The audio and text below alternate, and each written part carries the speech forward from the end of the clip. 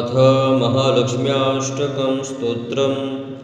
ॐ नमस्तेस्तु महामाये श्रीपीठे सुरपूजिते शङ्खचक्रगदाहस्ते महालक्ष्मी नमोऽस्तुते।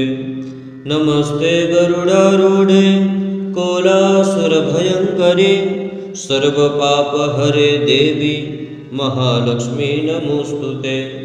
सर्वज्ञे सर्ववरदे सर्वदुष्टभयङ्करी सर्वदुःखहरे देवी महालक्ष्मी नमोऽस्तुते।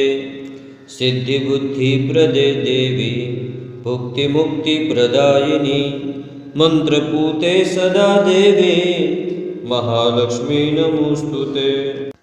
आद्यन्तरहिते देवी आद्यशक्ति महेश्वरी योगजे योगशम्भुते महालक्ष्मी नमोऽस्तुते। स्थूलसूक्ष्म महारुद्रे महाशक्ति महोदरे महापापहरे देवी महालक्ष्मी नमोऽस्तुते।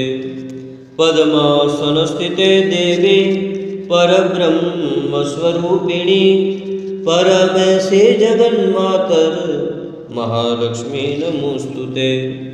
श्वेतांबरधरे देवी नानालंकारभूषिते जगस्थिते जगन्मातर महालक्ष्मी नमोऽस्तुते।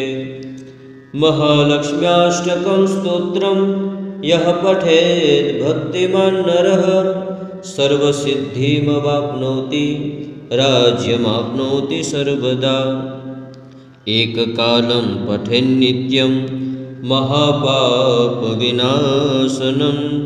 द्विकालं यः पठेन्नित्यं धनधान्यसमन्वितः त्रिकालं यः पठेन्नित्यं महाशत्रुविनाशनं महालक्ष्मीर्भवेन्नित्यं प्रसन्ना वरदा शुभा।